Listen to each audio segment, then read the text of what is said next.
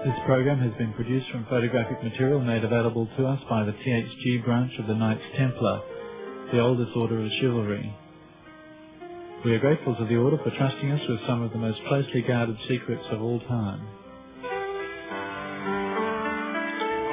Millions of people have seen unidentified flying objects, UFOs or flying saucers. Many of these strange objects have been seen to be operated by human-like creatures. It is far too frightening for most of us to consider what these objects may be, where they come from, and who's sending them. But in this program we will examine the evidence in the form of photos, diagrams and plans which link the enormous number of sightings during and after World War II with research, construction and test flight of a great number of electromagnetically driven craft.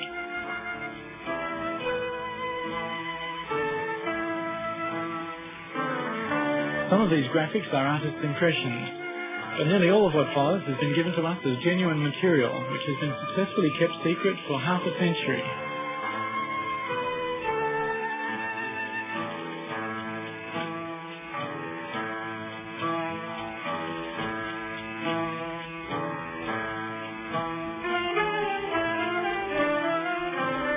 These photographs were taken by an eyewitness who describes a saucer-shaped craft flying a little faster than a jet airplane, flying very low, emitting a faint singing noise. These photos were taken as it flew above him. The sighting was in Germany.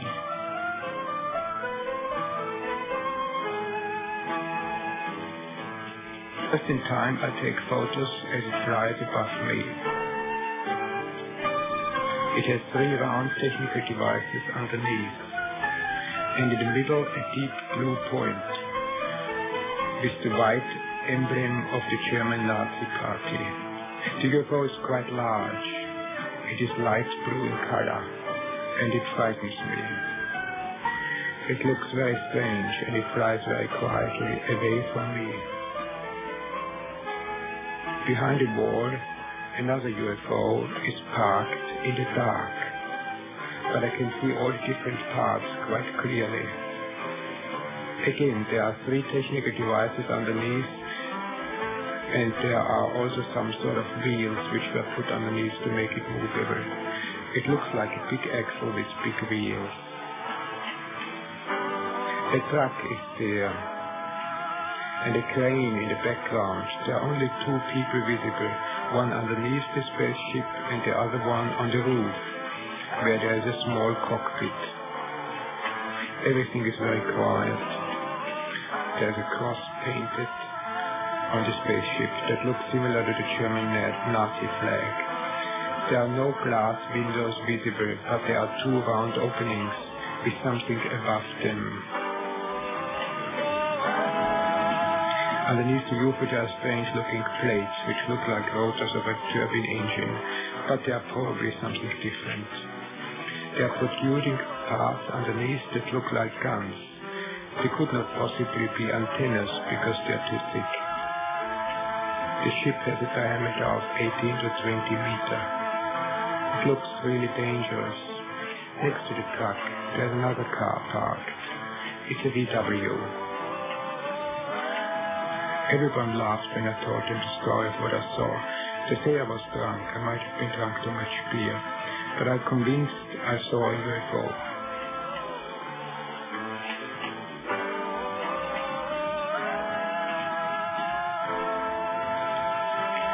In the week following this UFO report, there were other reports also from Bavaria. For example, a petrol bowser lieutenant who said he'd seen a UFO, but people accused him of being drunk and made fun of him. So to avoid further ridicule, he said he was just making a joke. UFO reports are difficult to believe. It's up to each person to form their own opinion and to consider the implications for themselves. On the 14th of December 1944, the New York Times published the first of the UFO news stories. Floating mystery ball is new Nazi air weapon. It was disclosed on December the 13th by the Supreme Headquarters of the Allied Expeditionary Force that a new German weapon made its appearance on the Western Air Front. American airmen report that they are encountering silver-coloured spheres in the air above German territory. The spheres are being encountered singly and in clusters. Sometimes they are semi-translucent. This report is suggestive of electromagnetically driven craft. These objects frequently appeared where German troops were concentrated in northern Europe. Many ghost rockets were sighted, especially in Scandinavia and Norway.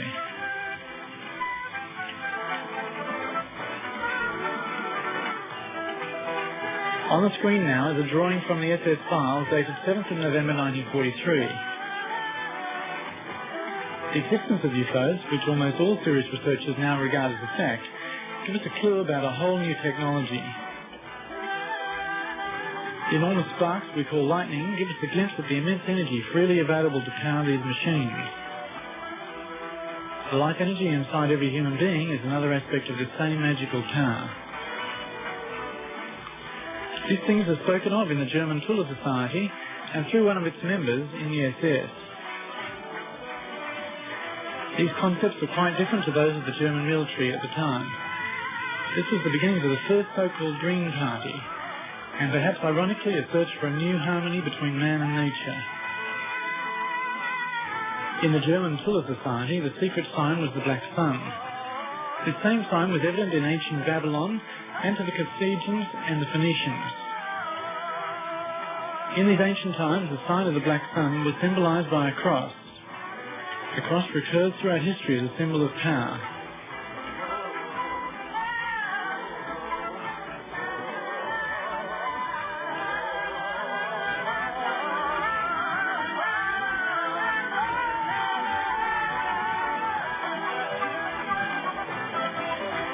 This symbol can be seen in the swastika of the Third Reich.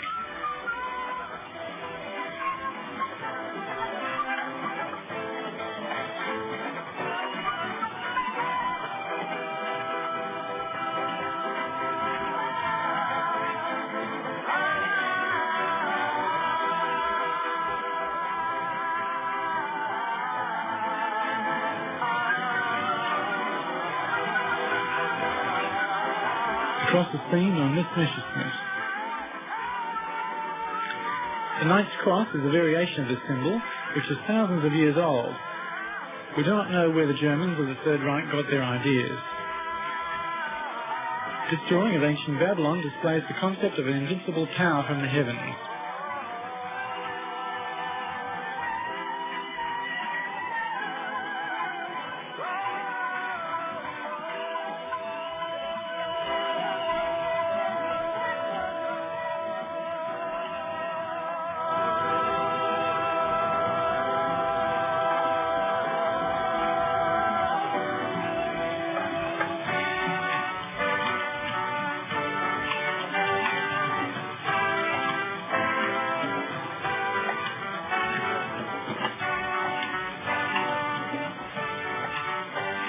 Victor Schauberger was one of the leading scientists in the very intense push for a new and clean energy.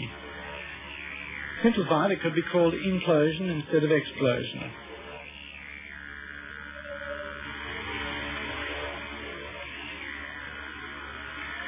There was a group within the Third Reich who were searching for constructive solutions, not destructive ones. In these diagrams you can see a new type of vehicle was being planned.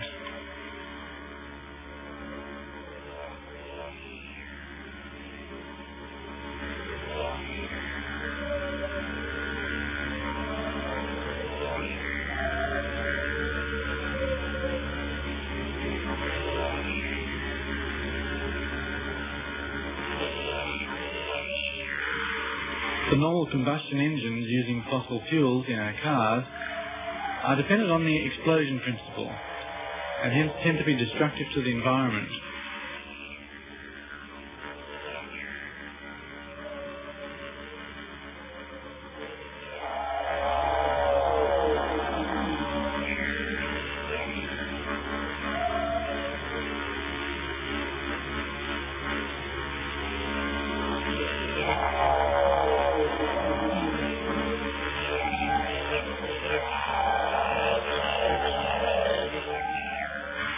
Victor Schauberger's experimental vehicles were based on esoteric principles and focused his research on electrogravitation. In other words, regarding gravity as an electrical force which can be utilized for propulsion. The U-13 department of the SS concentrated their efforts on this technique. This was the means by which the Hanibu flying saucer was powered. Here you can see the construction plans of the Hanibu 2.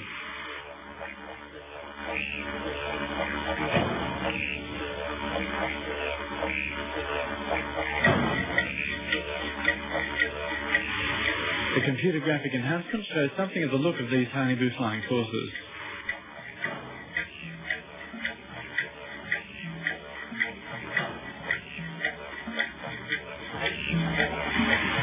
The engine is very likely to have been designed by Captain Hans Kohler and built by the German AEG company in 1944.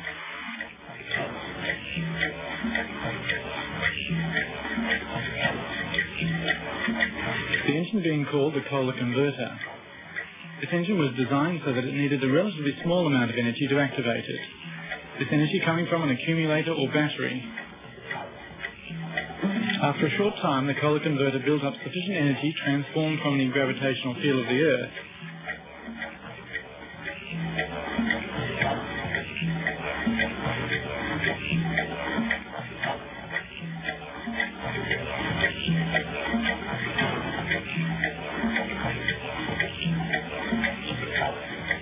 This is a diagram of the Kohler converter. And this is a photograph of the actual converter, operating on a principle of genius simplicity. This is a preliminary sketch of the Hanibu 2. The cockpit here is outlined in red.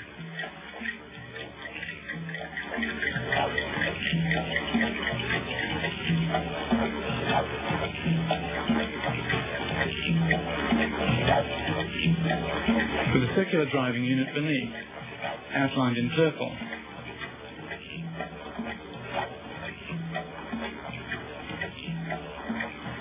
With adjacent space for people or soldiers.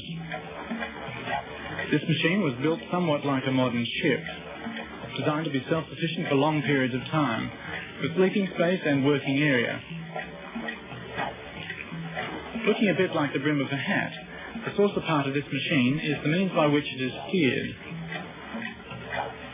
This being achieved by emitting an electrically generated force in the chosen direction. There were a number of other spherical and saucer-shaped prototypes also built at this time, but using conventional rocket power. Under the code V7, a number of military prototypes were developed. These were concurrent with the V1 and V2 rocket development. The Schreiber-Habimol flying machine was a jet-propelled vertical takeoff and landing craft developed in 1942.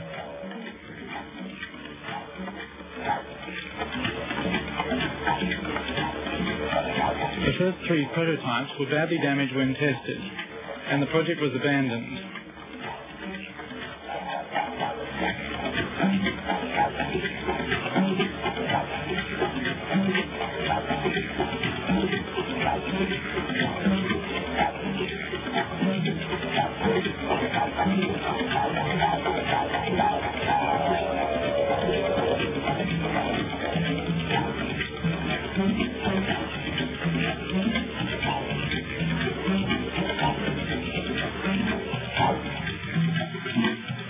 Dr. Richard Miti, in cooperation with the Italian researcher Dr. Giuseppe Belluzza, also worked on a flying machine which was round in shape, and developed a new V7 prototype.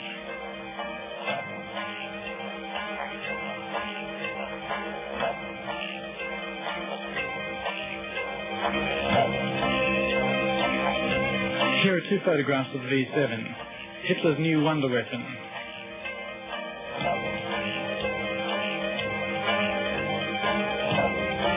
On the 7th of April 1944, Miti showed construction plans to Hitler and demonstrated the vehicle in flight. In this photograph, Hitler is standing next to a model of the new prototype.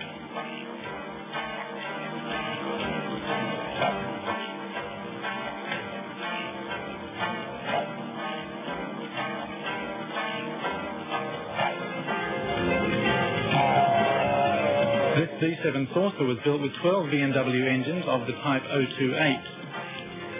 V7 rose to 20,000 metres on the first test and 24,000 metres on the second test. Helium was the fuel used in this machine.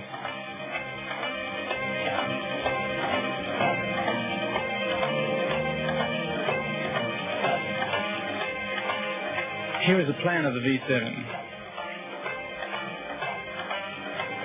After this, a new smaller type called Vril was developed. Here you can see a sketch of the Vril. And here's a photograph of the test flight. Work on these unconventional flying machines was a race with time, since conventional rockets were also being developed, and it was a matter of competing for resources, materials and manpower to build them.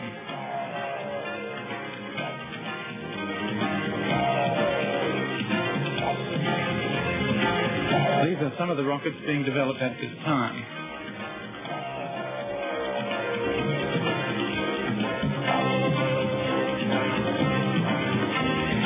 Every nation involved in the Second World War were developing new weapons. But the real wonder weapons were not associated with fire and noise, but were being developed and propelled quietly and secretly.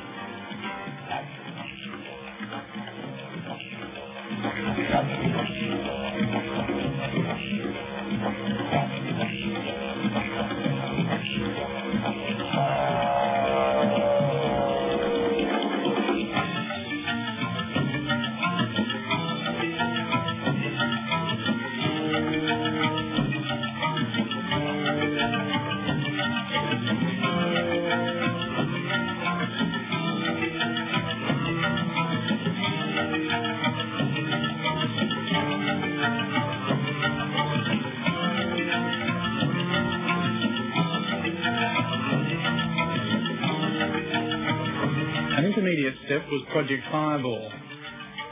The Allied forces called them Foo Fighters. The Fireballs were developed in Vienna Neustadt, a small town near Vienna, under the technical group of the SS. Here is a photograph of the Fireballs in flight. These were radio controlled with no people on board.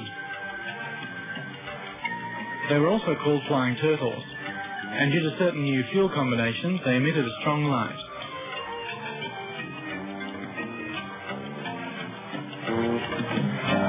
Developed to disrupt the ignition systems of enemy aircraft. This fits in with numerous reports of power failures associated with UFO sightings, including the New York blackout of the 60s. Next we have a drawing indicating the relationship between the Earth's magnetic force, seen here with the North and South Pole, and the electromagnetic field around the flying saucer.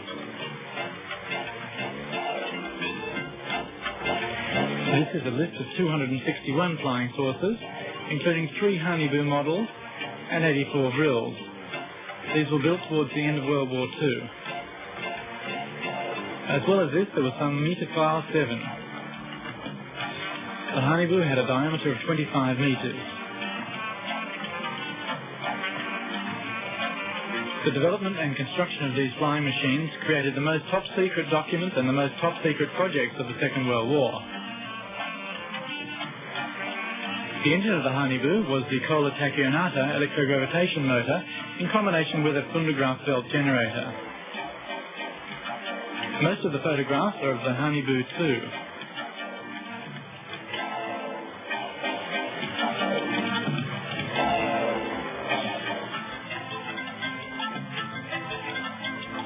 Here we see the rooms inside the Honeyboo.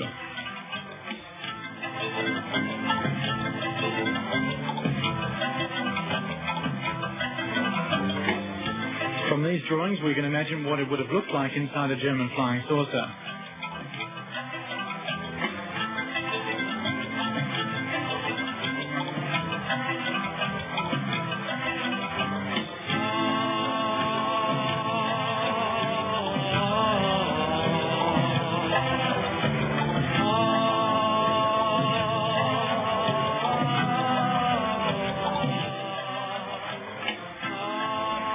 The red markers here are indicating guns on this saucer. These are photographs of the Honeyboo 2, probably taken during a test flight. We can see a gun on the bottom of this Honeyboo, and what may be a symbol of the Third Reich. What a terrifying impact this must have made on people seeing the craft at a low altitude.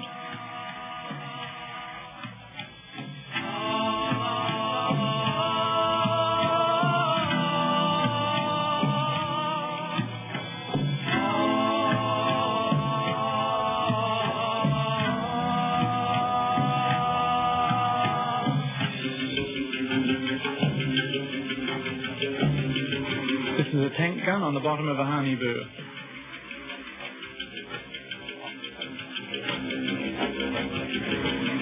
Here again are construction plans from the Hanibu series, indicating that this mystery was once a reality. This gives weight to the suggestion that international oil companies, who control the majority of world commerce, may have something to gain by the continuing suppression of the technology which keeps these massive machines silently in the air.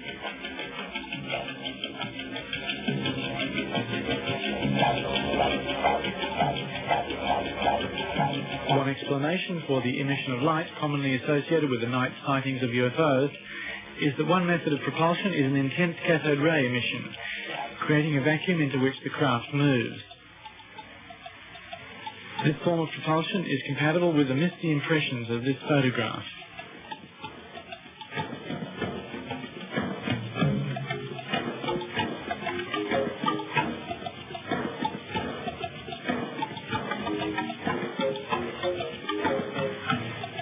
The gun is clearly visible under this craft.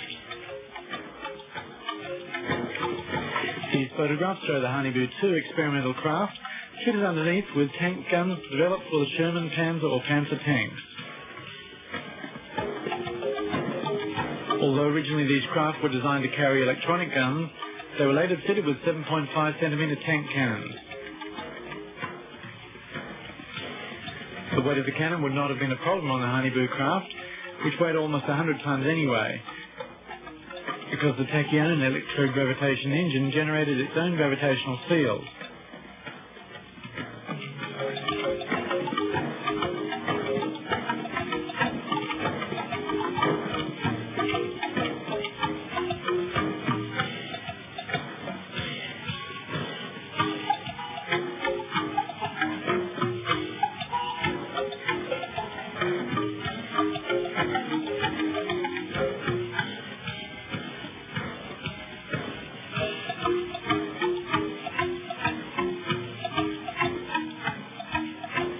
Plans have been discovered for much larger craft.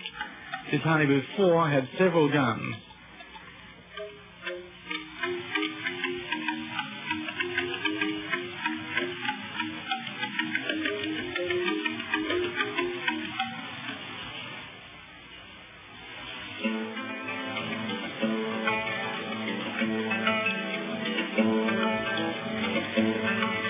There was also evidence of small, highly maneuverable craft. There was 17 Vril of 11.5 metres with a speed of 2,900 kilometres per hour with remote control gun. On this Vril 9 plan we can see the cockpit of this one-man craft.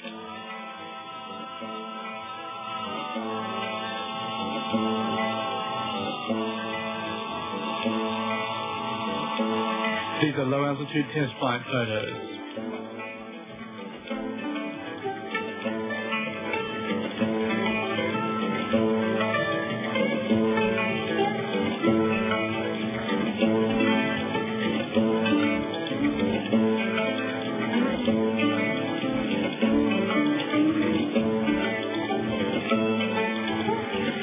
On this enlargement we can see the pilot in the cockpit. UFO information is also available from the Huygens Society. Next, our translator comments on some newspaper clippings.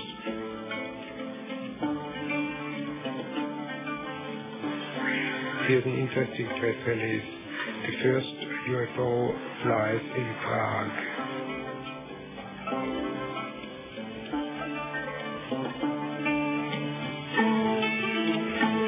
Flying saucers invented in Germany. We constructed flying saucers. The question if planet Earth is under the control of the UFOs is an interesting one. Is there a danger from an invasion from space? Above the river Elbe there was seen a mysterious flying saucer. There was a hunt for UFOs in Canada too.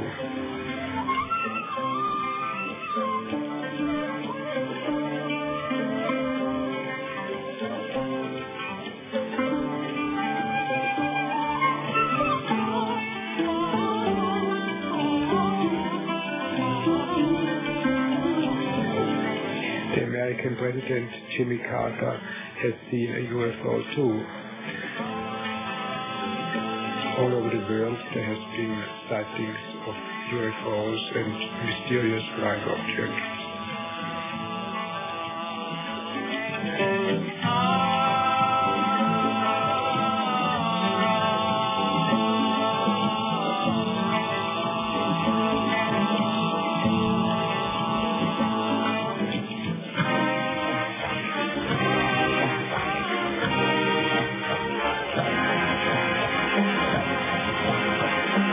Mysterious UFO turns alarm at the NATO. Secret UFOs above Hessen. The interest of UFOs is Soviet aim too.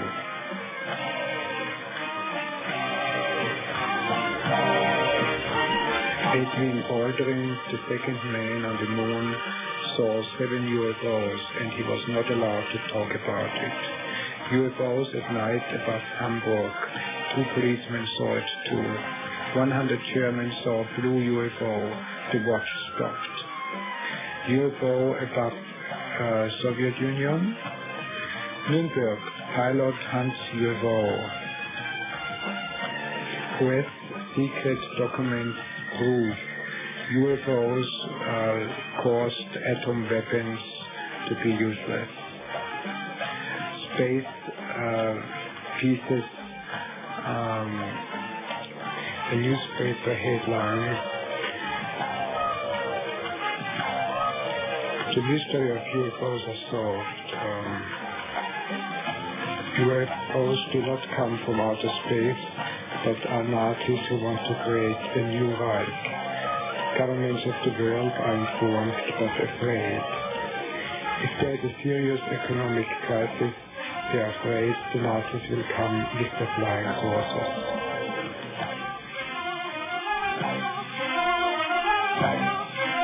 It is not only flying saucers that have been seen, but also flying cigars. Huge spaceships shaped like a cigar. These could be the motherships. The idea of a mothership was developed in Germany in 1944, or possibly earlier. This project was called Andromeda.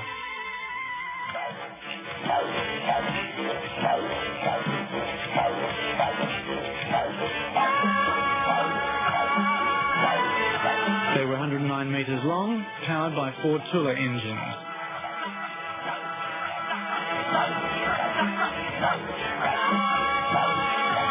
They were designed to carry 1 Honeyboo and a few Vril.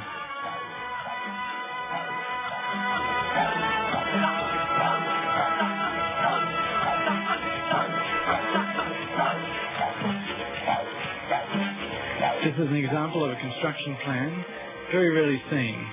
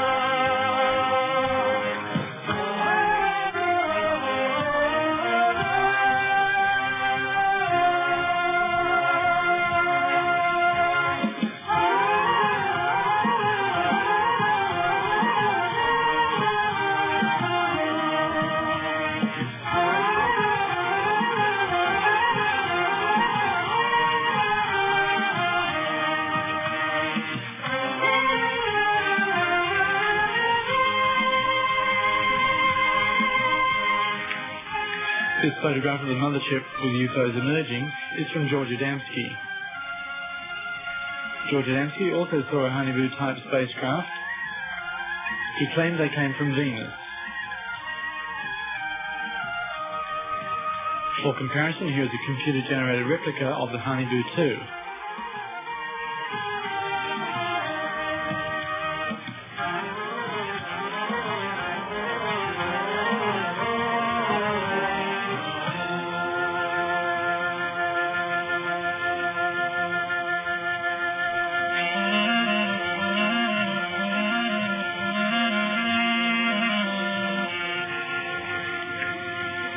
a CIA paper from 1952 requiring all UFOs to be reported to the military. The CIA recommends to security advisors what information may go to the press in order to avoid panic. Almost all photographs from then on have been censored. About that time, a movie called Earth vs. Flying Saucers was released, but very soon disappeared. This had extraordinary special effects and has only recently turned up in local video stores. This German news clip is a report that an American farmer who witnessed the landing of a flying saucer claimed that the occupants spoke German. The farmer was arrested.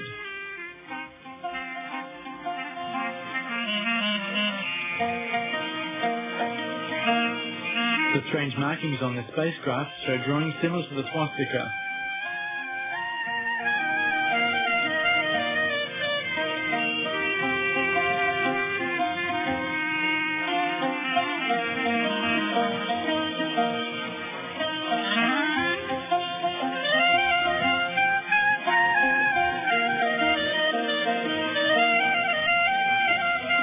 Adamski had a friend who also saw flying saucers landing.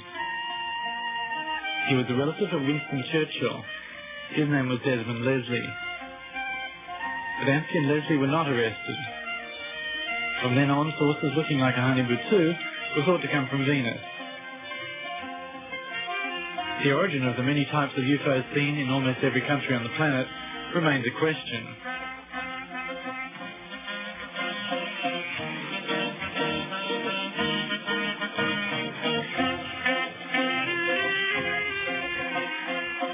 It is interesting to note the very great interest shown by the German military before and during the war in the Antarctic continent at the South Pole. In 1938, as Germany was strongly preparing for war, Captain Richter led an Antarctic expedition. He was sent there by Hermann Goering. This top-secret expedition was directed to ice-free parts of the Antarctic.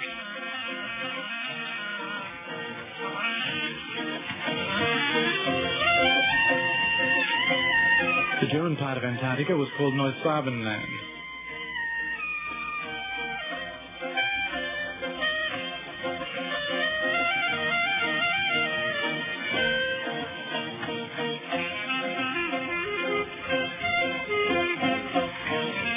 These positions are where German flags were erected.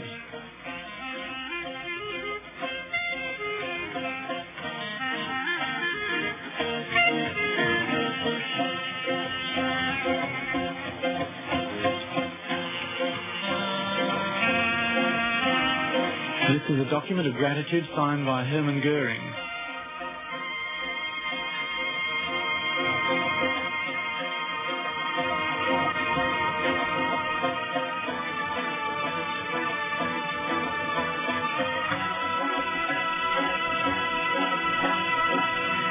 At the height of the Second World War, Admiral Dönitz, the submarine warfare expert, made a very secret mission to move the so-called Last Battalion.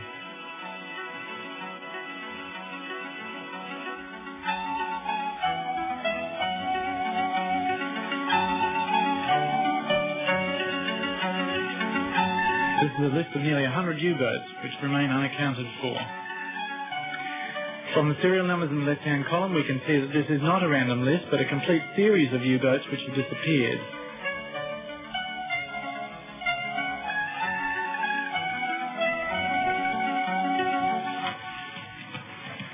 There is evidence of a number of secret bases in the Antarctic.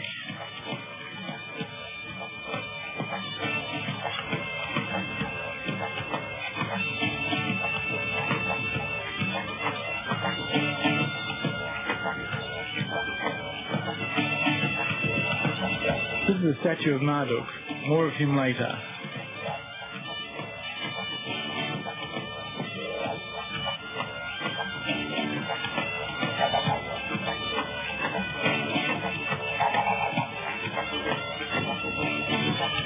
Admiral Karl Dönitz and the President of the Third Reich signed the surrender documents which ended World War II in May 1945.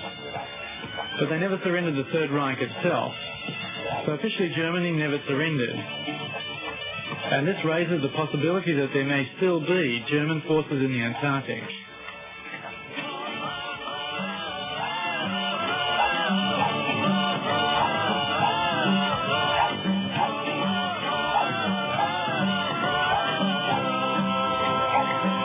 At the beginning of the war in 1939, Hitler said that if Germany was overrun, the fight would continue from outside.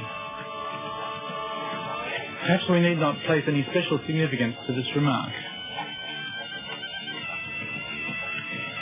During 1952 in Washington there was panic. You can see from these photographs of a radar screen UFOs flying in formation. They went straight over the White House. A number of radar surveillance centres had the same alarming images on their screens. This was July 1952.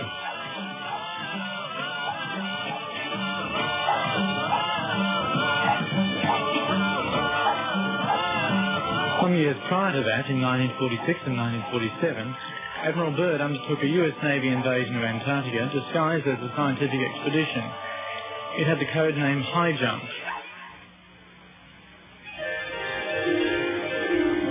After preparations in the previous year, Operation High Jump started on the 30th of February 1947.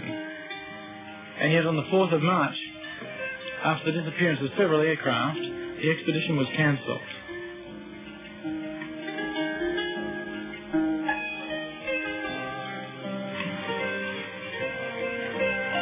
Although the details have never been published, Admiral Byrd said that objects were able to fly from one pole to the other, and it was necessary to defend ourselves against flying machines from the Antarctic.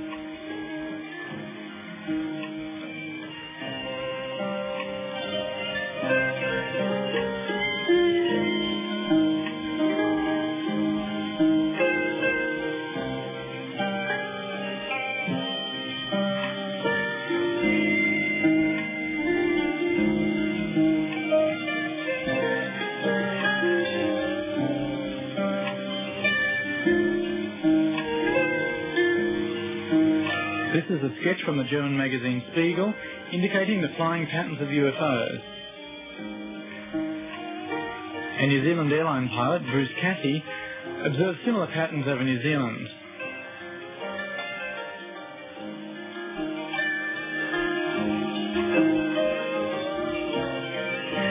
In 1958, the Americans sent a major expedition to the Antarctic, during which on the 27th of August, the 30th of August and the 9th of September, there is evidence that nuclear missiles were fired at Neusbadenland, the German territory.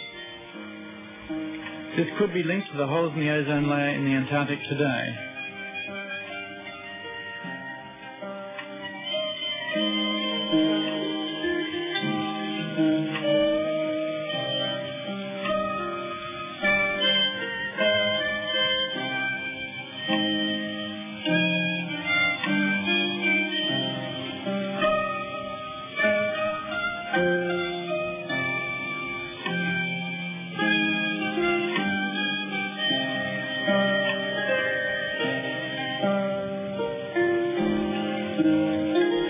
Parts of a report of a kamikaze operation being a joint German-Japanese expedition in the Hanibu 3 to the planet Mars. A Hanibu 3 with a diameter of 71 metres is claimed to have enough power to travel the 75 million kilometres the distance from Earth to Mars.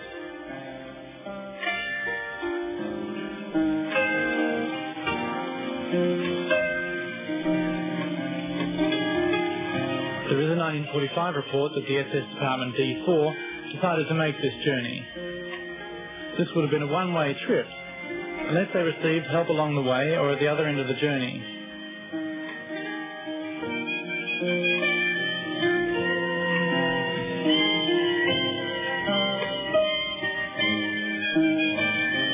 In this latter part of the war, the level of desperation was sufficient to try anything that could change the fate of Germany. The Hanibu 3 was supposed to reach Mars in 8.5 months, in January 1946. The Hanibu 3 was the only craft which had the speed to reach Mars, and yet if it did arrive, there's no evidence of a friendly welcome.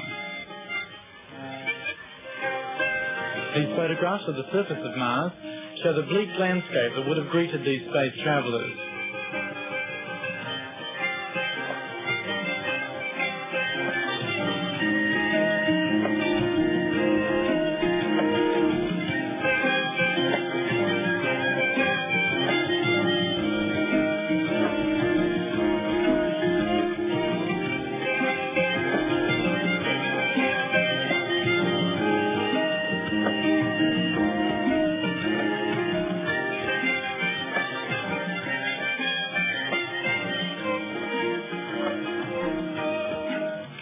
Many researchers, seeing this huge carved face on Mars, wonder if it might have been carved long ago as a deliberately grim reminder left by a civilization destroying itself with war and greed, or nuclear holocaust, perhaps millions of years ago.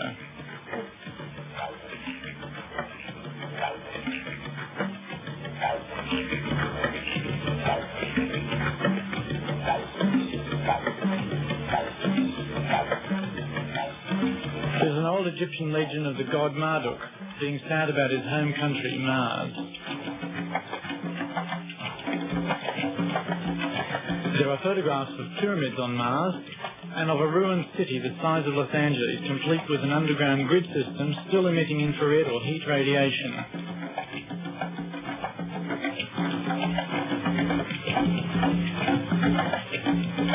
We can only speculate on these things, but it is remarkable that with satellites able to read a newspaper on Earth from various vantage points orbiting around the planet, and with almost every astronaut coming back with stories of seeing flying saucers in space or being greeted by 100 spacecraft on what is supposed to be the first landing on the Moon, that no believable explanation has been offered regarding the vast number of sightings by people of all ages and professions. For 1 million in the USA alone, where military personnel are trained to debunk sightings, and NASA curiously publishes photographs showing UFOs, such as this one.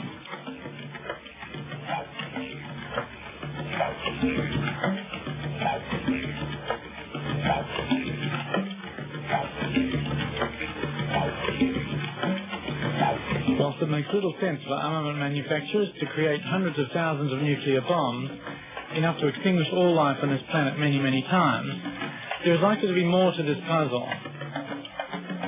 And it may be one of the many vitally important realities which are kept secret by the powerful few.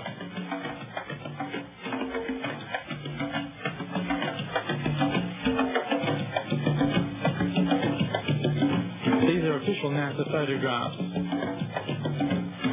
Exactly what is pictured remains uncertain. It is, however, worth mentioning a report in the highly regarded Australian magazine Nexus that a Russian spacecraft photographing Mars ceased transmission in the presence of a huge UFO.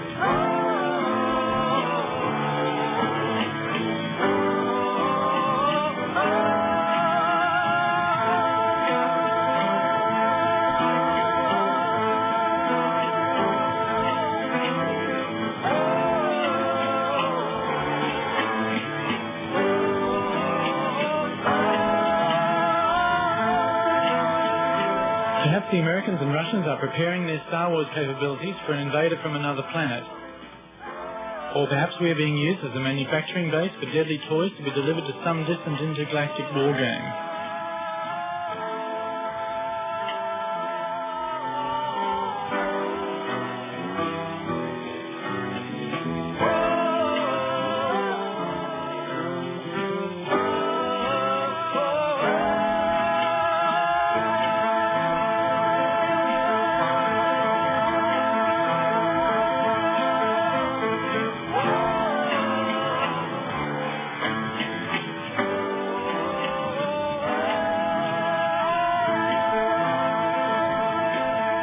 Every ancient civilization has stories of space travellers in fiery chariots from the sky.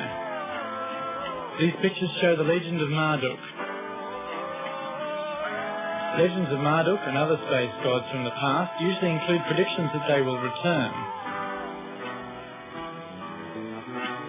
We're still left to guess whether UFOs seen so often are evidence of visitors from outer space or examples of advanced anti-gravity craft made secretly on Earth in great numbers.